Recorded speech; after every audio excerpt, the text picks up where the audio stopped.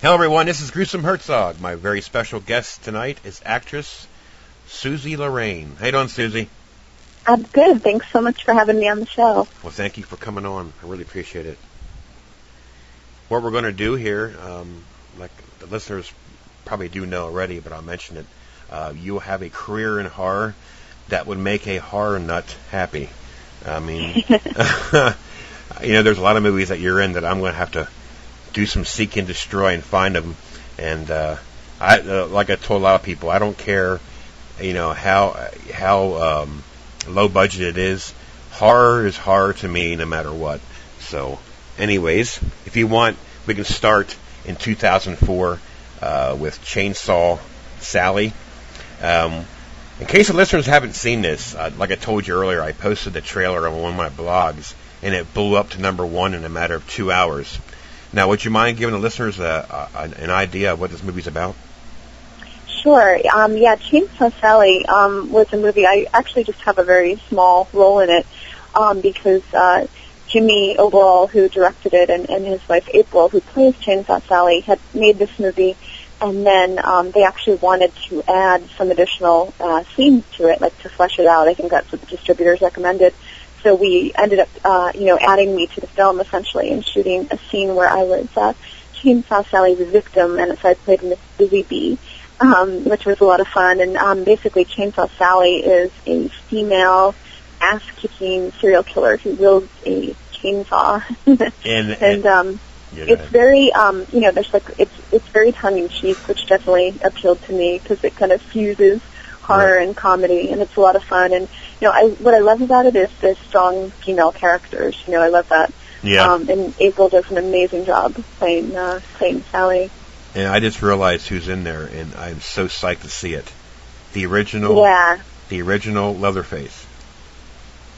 Yep, that's right. Gunnar Hansen is in that movie. In fact, I cast Gunnar Hansen in my film that I produced, Wonton Baby. So, I definitely recommend him. He's an awesome guy, really talented, really smart. And it's funny too because people might have misconceptions about Leatherface, like, oh, he's just a guy in a mask, that chases people around. But he's really bright, and he's a really talented actor, and he's funny too. Like, he's got a lot of jokes and stuff like that.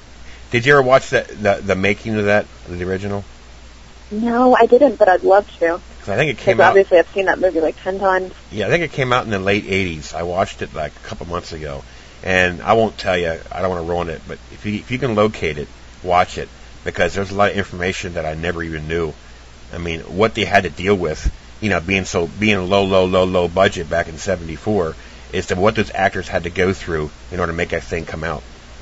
It's crazy. And it was like a tight schedule, and it was, the dead of summer in Texas. And yes. So it was like really brutal shooting conditions, I heard. Yep. Well, the next one I also want to see. Now, it has 2 titles, so I'm assuming it's one or the other. Tomb of Terrors, or it's called The Crucier in 2005. I don't know why it has 2 names. The Crucifier, I think you're saying. Yes, I'm sorry. Yep, that was a Beelzebub movie, and Bill is he does a lot of documentaries on like heavy metal bands and stuff like that. Okay. He has a magazine called The Grimoire, so he asked me to play a small role in that movie. We shot it in like a day, so it was not a lead role or anything, just a supporting. Yeah. I've been hearing stories about that, how some of these movies are filmed in a week's time. It's amazing. I guess it all depends on the talent or the acting ability, but some movies can get out in 2 weeks. It's possible, but for a feature film, it's tough. I mean, if you only have 2 weeks, and you want to do it right, because there's a big difference between doing a low budget movie right and doing one that's going to look like shit. Yeah. So, it's possible. Is it recommended to shoot a feature in 2 weeks? No. No, not really. But it can be done if everybody's focused, and like you say, if the talent is, really, got their shit together, and the crew, of course. The next one, it actually has a high rating on IMDb, and IMDb are really harsh on horror movies. I don't understand that, but they really are, aren't they? Like, because they expect everything to be mainstream, and it's like, that's why I love indie films. It's because they're not mainstream and they take these risks and they can go to places Right. that, the mainstream studios are afraid, oh, well, this might offend the audience. Well, who cares? It's horror, let's push it as far as we want to go. Yep. And the sad part about it is, what the mainstream people don't understand is, eventually it's going to collapse. Because the independent films, I think, in a matter of time, it's going to take over. For the simple fact is, they ain't afraid to show something. And that's what makes them... I sure hope you're right. Well, I've heard that from many people that, think about this. How many big budget horror films was actually made in the last 3 years? A lot. It seems like they're always popping on another one, but it seems like they're, half the time they're remakes, so the studios want to play Exactly. safe. That's my whole point. That's my whole That's my whole point. And you know what? Some remakes are all right to see, all right, but it's always nice to have a new something different, something something creative. Now, when I say, because there's so much talent out there and there's so many great ideas, it's just a matter of getting it out there to the public. Well, the next one, I think it has a creative title. I'm dying to see it. It's called Purple Glow in 2005. It's a horror sci-fi. And how do you pronounce the director's name? His name is Sylvain Bell. I think he likes to go by S.V. Bell, but Okay.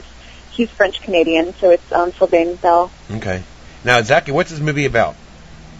Purple Glow, again, I just had a really small role in, so I'd actually rather talk about the projects with Sylvain Bell that I had a lead in, which was, Cold Blunted Murders, The Night They Returned, and also She-Demons of the Black Sun. That's the next one. Sylvain was actually the guy who gave me one of my first breaks with a tremendous role in a movie called Cold Blunted Murders, where I actually played a serial killer, and I stalked, the tenants in the apartment that I lived in. And oh, really? Just a great opportunity. He really believed in me, and, I think that was probably my first horror film that I'm, really proud of. And so I've worked with him on, probably 5 movies.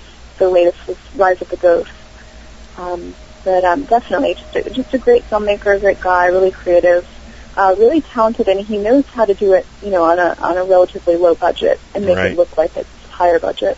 Yeah, that's the thing, the average person who doesn't follow independent movies, horror movies, real closely, could actually be fooled, by how it's made to think that, they want to spend a lot of money on this movie. But when you, like myself and yourself, now yourself, well, I'm repeating myself, but when you, I know that I can tell it. Basically, I can tell the difference between budgets. I mean, after a while, you start. I mean, there's nothing wrong with that, but you start realizing, okay, well, they had a little more money on this movie than this movie. You can just tell, and that's not a bad thing either. You know what I mean? Right. A movie could be. You could spend $10,000 less on one movie, and that movie could be better than the one you spent more money on. It just all depends on the story, the talents, and I've learned a lot. The next one, you already mentioned it already, but we'll talk about it now. She-Demons of the Black Sun in 2006. Yes, that's where I played a demon named Belial, and basically it's sort of a rape revenge story. It stars Isabel Stevens, and she has a night out at a club where she's actually date raped. They slip her like a roofie or something. Oof. And so all of this happens, and she wakes up and realizes the next day what happened. And so she dabbles in black magic, right? So she manages to summon these 4 female demons, to come and kind of help her enact revenge on the guys that attacked her the night before. So it was a really interesting movie and fun to work with Sylvain and Isabel, who's a friend of mine as well. That sounds interesting. And all of his films are shot in Montreal, because Sylvain is Montreal-based, and Isabel Stephen is as well. Yep, and so is Mickelson. Ryan Nicholson? Yeah. Yeah. I don't think I'm familiar with him. Okay. He's the one that did Gutter Balls. Anyways, I don't want to go off track. I can talk horror forever. But now, I know, me too. I'm a big zombie fan. I wasn't up until maybe a year ago, because I thought zombie movies are a waste of time. I didn't quite understand the concept. But I watched Dead Snow from Norway, and now I've watched every George A. Romero, and any zombie movie that I see, I go get and buy and watch. The next one, I think you know what I'm getting to, is called Zombies Anonymous in 2006.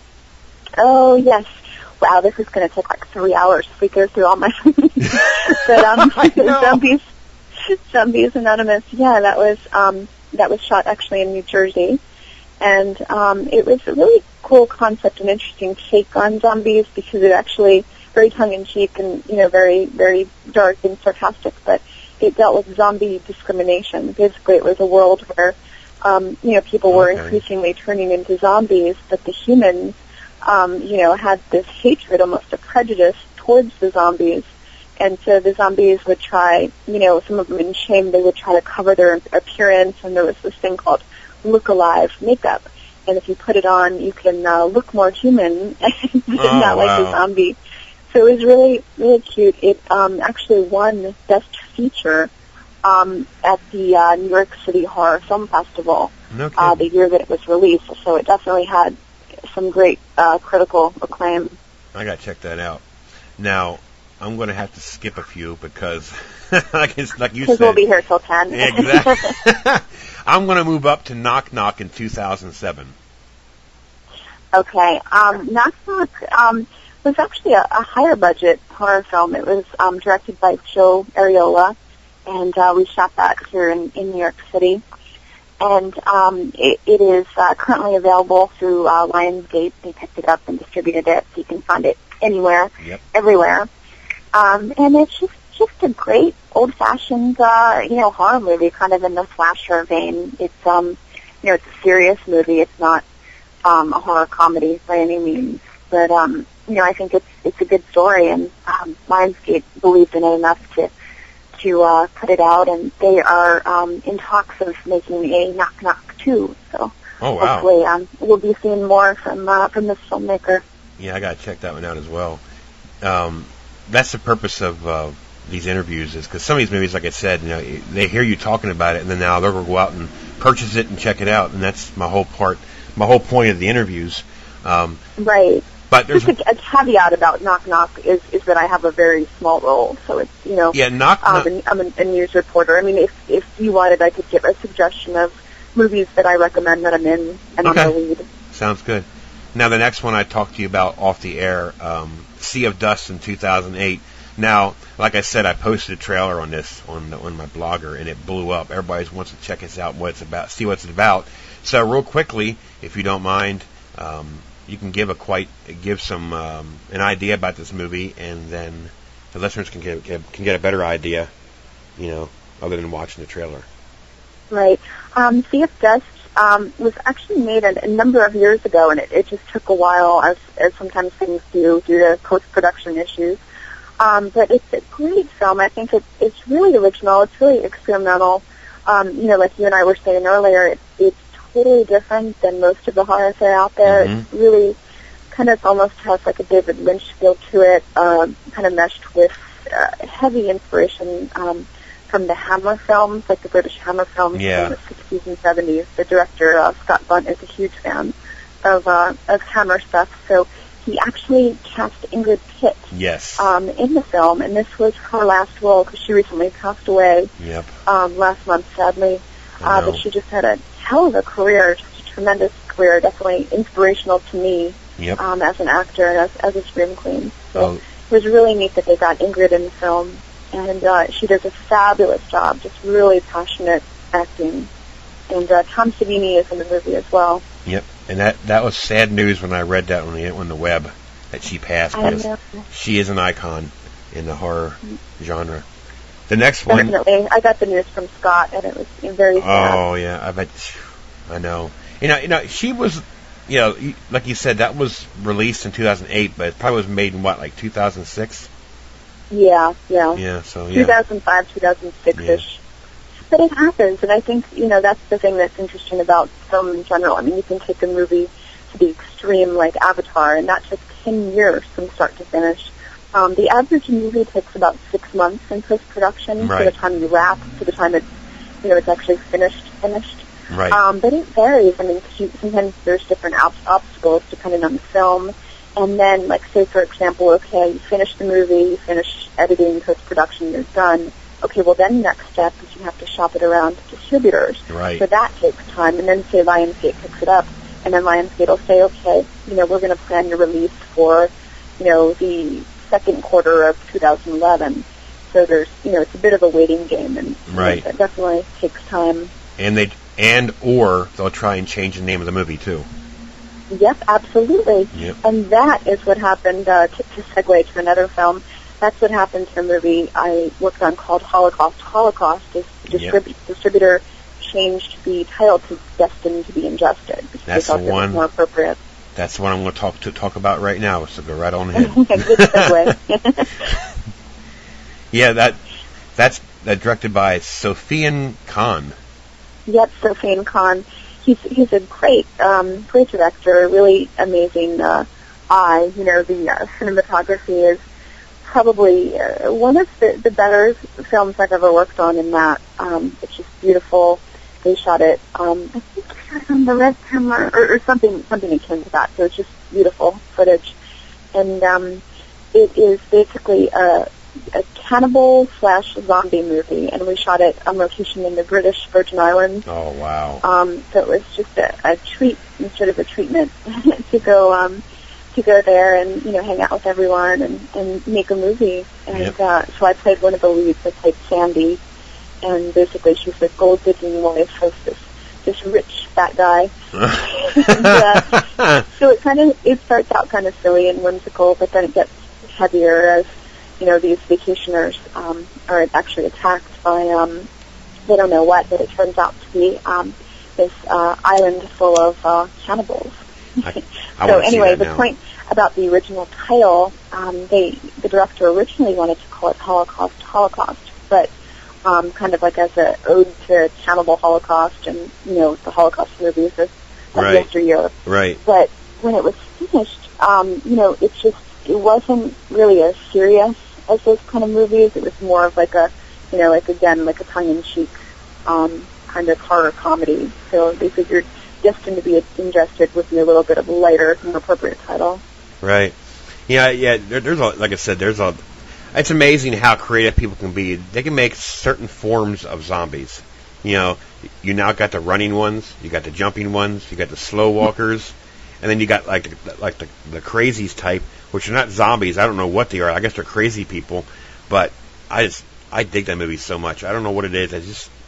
Especially the foreign ones that you have to read the subtitles to. I find that to me it's a hassle for me because I can't focus long enough to keep reading. I'd just sooner watch, but I get through it. But and sometimes if the movie is good enough, after a while you don't even realize that there's subtitles. You're just going with the flow and just really enjoying the movie and like, oh yeah, I'm reading that. That same goes for, like, I'll put movies in my iPod. Okay? Now people go, I can't watch it, the screen's too small.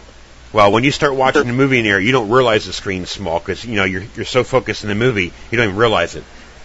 Exactly. Same aspect. You get so engrossed in the story and you get drawn in. Yep. And I think that's the point I want to make about good movies versus bad is, it's all about the characters. And if I'm watching a movie as a horror fan and I'm halfway through and I don't care about the characters, like I don't care if they live or die, right, that's a bad movie. Yes. The test of a good movie is, do I care? Do I hate them? Do I love them? But do I feel something? And if you can, sell that to the audience and have, the acting come across in that way, then that's a good movie. There's something that makes you feel something, whether it's loathing or love or sadness or, right, whatever the case may be. Now, well, that's the same thing. That's how I felt about that movie. I don't know if you heard of it. It's called La Horde, or it's called The Horde. I guess it's a German. No, I haven't. I can't remember. It's Italian zombie movie. The characters were so bland in there. It just, it's just like, it was good and all, but I couldn't get into it because the characters are so boring. You got, right. Yeah. Now, the next one you mentioned a little earlier about Gunnar Hansen is Won Ton Baby, 2009. This baby I want to see. I do want to see this one. Yeah, this is the one I'm most proud of because essentially it is my baby. Basically, I came up with the story idea a few years ago, I guess, And I had been talking to my friend James Morgart about it, and he was really intrigued with the idea. So we decided to collaborate, and he took my silly idea and he fleshed it out into this great screenplay. So I co-produced it with him. I assistant directed, and he directed the film. And we ended up casting Gunnar Hansen and Debbie Rochon and Lou Martini Jr., who has done a lot of work on The Sopranos and all other. Yep. But basically, the movie is about Debbie Rochon's character. Actually, she plays a madam, like she's a brothel owner back in the 70s. And so anyway, back then, it was crazy times, and she ended up getting pregnant by one of her customers. And I play the daughter, so I'm actually the child, the love child. So Right. So it flashes forward to present day, and me, the child, I have this grotesque stomach, like I have this deformity, and my family just ignores it. But finally it gets so bad, I'm rushed to the hospital, and Gunnar Hansen plays the surgeon, and so he's like, we have to operate, we have to remove this, because, it's a danger to her health. So they end up cutting it out, and it is a fetus in situ, which is a parasitic twin that was growing in my stomach ever since I was born. So, but this is where it gets really silly. So the baby pops out, and he's speaking with this gravelly Asian accent. Oh, he has Elvis Pompadour, and he's chubby, he's like 3 feet tall. He has claws. So yeah. Very basket case or It's Alive inspired. Right. But Wonton Baby is definitely one of a kind. If you see this baby, you'll see what I mean. But I'm really proud of it, just because I had a lot to do with the behind the scenes aspect of it, and just seeing a project from start to finish. The DVD has been really neat.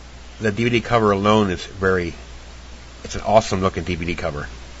Thanks. That's just actually the poster art, because it's not released yet. We completed it, and now we're just entertaining some offers from distributors and going to decide, who we're going to go with. But it has screened at a lot of film festivals, Italy and Australia, in the UK, in the US, of course. Yep. So we've done really, really well with it, and everybody says, as soon as the baby comes on screen, he just feels the scene. Yeah, and, yeah. The acting is great, too, in my humble opinion. But, the baby is just a force to be reckoned with. I can't wait to see that. And good luck. I hope it gets picked up soon so we can get a glimpse of that. The next one, Just one more thing about that, too, is Wonton Baby. It premiered last month at the New York City Horror Film Festival, which was, really exciting for us. Right. And it actually closed the film festival, so it was the last movie of the fest, and it was packed theater, so we had a really nice turnout and got some good feedback. I can't wait to see that. Now you got me in suspense. Now, is there a trailer for that? There is, yeah. You can go on YouTube and just search Wonton Baby, and it'll pop right up. And we also have a Facebook. If anybody wants to join, there's a Facebook fan page for Wonton Baby. Okay. I'm going to post that trailer tonight on my blog site. Yeah, that would be awesome. I can't wait for you to see it. Now, the next one I absolutely loved, and I just realized that you're in it, I think, after I talked to you, only because you're in so many of them, but I do recognize you now, is Bikini Girls on Ice in 2009. Oh, yes. I absolutely love this movie. Not so much because of the practically nude cheerleaders, is William Duran Moe played, for a debut for him, one hell of a psycho performance. Yeah, and let's talk about him for a minute, because he's a really interesting guy. He has a background in theater. He's a classically trained actor, and, so he has lots of experience with even Shakespearean type theater, from what I understand. So he's a proper actor. He's a proper method actor, too, in that he didn't want to interact with any of the actors that he killed until after they killed him. So in other words, I didn't even meet Moe. I didn't meet the actor until after he had killed me, because he just, just stays in character, and he came on set, and he just was grunting and, breathing heavily and, getting into the role. So it was total method. Oh. But he's a real interesting guy, and I was really impressed with his performance. When he would kill you, he'd kill you. He don't stop. Yeah, he really likes to kill. He's very fond of the acts of violence, bludgeoning and whatnot. And the ending kind of threw me for a loop. I ain't saying no more in case people didn't see it. Yeah. Well, there will be a part 2. It's going to be called Pinup Dolls, and I have a lead role in that, and we're shooting that in Montreal in late summer. So, nice. Really looking forward to that. I'll be there for probably like 3 or 4 weeks. Great. Working on my scenes. That is great so to hear. Hopefully it'll be bigger and better. But the film has done great, and it was picked up by the horror channel in the UK, so it's been screening regularly on TV there. They have a great distribution deal, I think, in the UK. But it's doing quite well in the US, too, I understand. I can't wait. Yeah, like I said, I love that movie. It's just how it was made. It was clever how it was made, and like I said, the ending it surprised me because, you don't know until the last second. But I am so glad there's basically a part 2 to that one. That's going to be amazing. Now the next, and both. And just one other funny note on that movie. We shot in the summer, in the summer months in Montreal, so you would assume it would be warm, because a lot of the characters were in bikinis. Right. But there was like a cold wave coupled with like a rainstorm that lasted, I think, maybe about 10 days right in the middle of filming. Oh, wow. So it definitely posed some challenges. And I remember filming one night, it was freezing, maybe in the 40s, maybe a little bit colder, and which is pretty heavy if you're in a bikini. Right. So we would shoot the scenes, and then I would make a beeline, for warmth, just to get inside a car or anything. And you wouldn't even notice, and you can't even tell.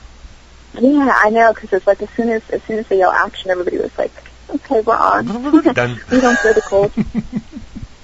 Now it was cute though. Everybody was a trooper. Well, we actually made it to 2011. See? We did it. The one that has my interest is, it's actually an action-adventure drama, but it's called The Sickness in 2011. Oh, yes, I have not even shot that yet. That is directed by Brandon Brooks, who I actually worked with back in probably 2004-ish. Okay. When I played a role, I played the lead in his movie Acrimony. And so Brandon is making a new film, and he asked me to be a part of it. And so we are still yet to film. So technically that movie is still in production. Okay. But it's a hell of a film, like really intense, really violent, really interesting story. Yeah, and I read it. I just read it now, and it has the resemblance of The Crazies. Does it? See, I have not seen The Crazies, but I'm definitely going to watch it on your recommendation. People start going crazy. That's what I read. So it has my interest. Well, then we can move on to another 2011. I'm taking it that's going to be released in February 2nd on DVD, I'm assuming. The Haunting of Pearson Place in 2011. Oh, yes. We just wrapped that in November. Filmed in the Washington, D.C. area and a little bit in Maryland. And this is great. This is directed by Michael Marino. And I played the founder. So basically I was a ghost. It's about this house. And, basically this new couple moves in and wants to refurbish this beautiful old house. But the house has, basically more than they bargained for in terms of a spirit life, and the spirits are not happy. Right. Myself included. So it was just a blast to play the antagonist, and I think I killed maybe 5 people. So the death toll was pretty high for me, right. And just got to be really sadistic and evil. And I was very great fun. I was very surprised to see Joe Estevez in here. Yeah, isn't that neat? Yeah, it is. A great actor. Yep, definitely. So, it was definitely a score that they were able to get him to sign on. Now, the next one's in 2011, and I'm assuming that it's finished. Monitor in 2011. That I have yet to shoot as well. That really? is actually being produced and directed by Dave Davies, who is London-based. so we still need to shoot my scenes, which are going to be shot here in New York because he and his production crew are coming probably sometime this late winter, early spring. So we're gonna wrap that up then. But going back to a movie that I just shot in Italy in September, I just wanted to mention Gladiators from Hell. Oh, yeah, I missed that one. I'm sorry. Yeah. It's okay. There's a bunch. But Gladiators from Hell was really neat for me because it was my second or third time working with Stefano Mila, who he is Torino-based, Torino, Italy. And so I was in Italy for, I guess, maybe 2 weeks working on that role. And you can check out the trailer on my website or on YouTube. And it just kind of blends fantasy with a little bit of horror, kind of like supernatural. Right. And I'm really proud of it. It's really, really slick looking and had some great fights, like authentic gladiators doing their thing. And, that's cool. Yes, I'm really, really proud of that, and we're looking at a release probably summer 2011, summer this year. Leroy Kincaid. Yeah, he's actually a wrestler, yep. A professional wrestler, and he's based in the UK as well. And he did a fantastic job. In fact, Leroy was Gore Male of the Month in Gruesome magazine, last issue. Oh wow! I'm a staff writer for Gruesome magazine, and so I write a column each month, and every month we feature a Gore Male of the Month and a Gore Meat of the month. So it's equal opportunity, male and female. Now, is there? Yeah. Go ahead. Sorry. No. Go ahead. I was just saying his career is definitely taking off, and he's doing like some paranormal research and ghost studies and stuff like that. So she's combining forces with Gruesome magazine because they're doing a lot of like ghost story series and paranormal investigation stuff, which is really neat. Yeah. Now you know what? There's one that I missed that I want to talk to you about. I'm going to bring it up real quick. Sins of the Father. That I just had like a 1 minute cameo in. Okay. That was directed. It was Light and Dark Productions, directed by Glenn Daisley, and I think, we shot that in 2002. Believe it or not. Wow. But didn't release it until recently. Wow. And you went by the name of Suzi Lee. Yep. Wow. Right. And that was just a sequel to the original movie called The Tenement. Which is another horror film. I saw that too. I didn't see it, but I see it listed. Now, is there anything else that you want to talk about? Any more new stuff? I mean, I know you mentioned the sequel to Bikini movie, but is there anything else that we haven't talked about? I think that's about it. I'm trying to think if there's anything else. It looks like I have a project in Finland this summer because I've been talking to a producer over there, so that would be pretty neat. It's interesting. I kind of feel like I could live anywhere in the world because most of my movies are overseas. So I'm always traveling. There's like rarely something local. It's pretty funny. But one thing, real quick, before I let you go, that I come to find out is I've been watching a lot of horror movies / thrillers from England and Australia, and I said this numerous of times. People could probably get tired of me saying it, but I absolutely love watching them for one reason. The sceneries, the buildings, makes the movie even more creepier because, we're so used to, it's like when we watch movies here, we know, we're used to the buildings. Yep. Then when you watch them over there, it's so different to us. It's so more, it's creepy.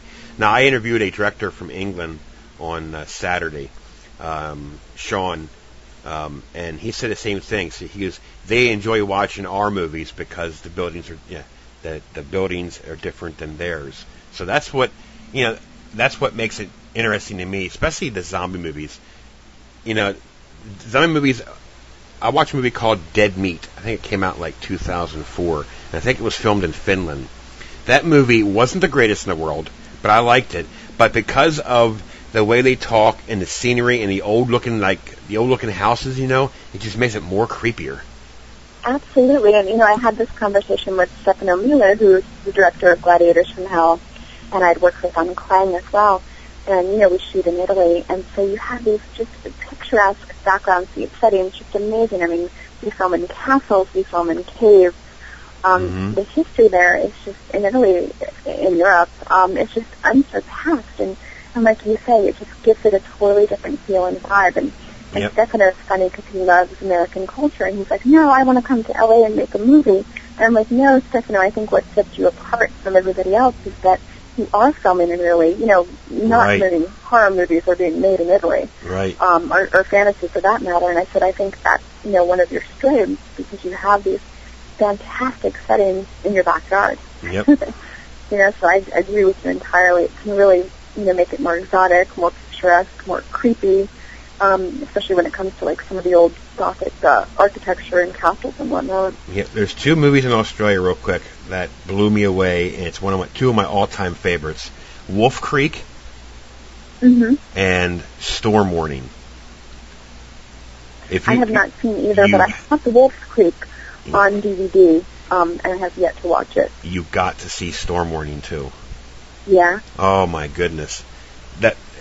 Now, you talk about scenery. It's in the Outback. I ain't saying no more. But was it fake or was it real? Oh, the real kangaroo is a baby. Oh, how horrible. It's one of the scenes that, I read it online that was actually a real killing. I don't want to that has nothing to do with the story, but that blew me away. But I'm surprised animal rights activists haven't gotten all over that. I mean, I didn't think they could do that anymore. I mean, there's just never a reason for that ever. I know. But the movie, other than that, the movie was crazy, especially with you got to see it. I'm telling you, it's one of my favorites. But you know, I saw another movie called a Serbian film. Have you heard about that? Serbian film? No, I heard about it. I haven't. Yeah, I heard about it. It's really, really heavy, like really intense, just taboo-laden. Kind of goes where most films don't. Fortunately, no babies or animals were harmed in it, thank God. But there's a lot of inference and a lot of like really realistic-looking, almost like snuff film aspects to it, and it's just very, very powerful. I saw that at the Ravenna Nightmare Film Festival in Italy this fall, and it's really heavy. If you get a chance to see it, I will. Now, my wife doesn't like horror movies, but she watched one with me, and she had a fit at the end of that movie. It was called Farmhouse. It had that guy from Wings in it. I haven't seen that one. Right. He was in the remake of The Shining. I don't know. That guy from Wings. But the last scene of the movie involves a baby, and my wife absolutely wanted to write them and give them hell. She was so pissed and offended. It has to do with a baby. Wow, then she definitely shouldn't see a Serbian film.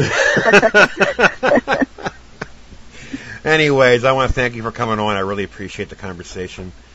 Thanks so much. It was a lot of fun talking to you. Thank you for having me on. No problem. And I'll keep an eye on you. You know, you got a lot of movies out there, and I'll be sure to check them out. But again, thank you very much for taking time, and you take care of yourself. Thanks. You too, Scott. I'll talk to you soon. Thank you, Susie.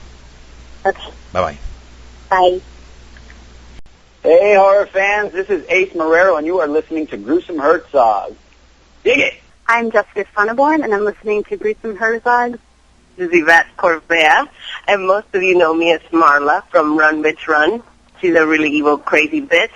And you guys are listening to Gruesome Hertzogg. Hi, this is David Z. Stamp, and you're listening to Gruesome Hertzogg. Hey, this is Bill Oberst Jr. I played Dale in the film Dismal, and as Dale would say, let me tell you something. You're listening to Gruesome Hertzogg. You got Dale's word on that. Hey, this is James Cotton. I'm a director, writer, producer. You're listening to Gruesome Hertzogg. Jack Harrison, action actor and stunt coordinator on 3 stunt teams. I played the character Idiot in the movie Dismal, and you're listening to Gruesome Hertzogg.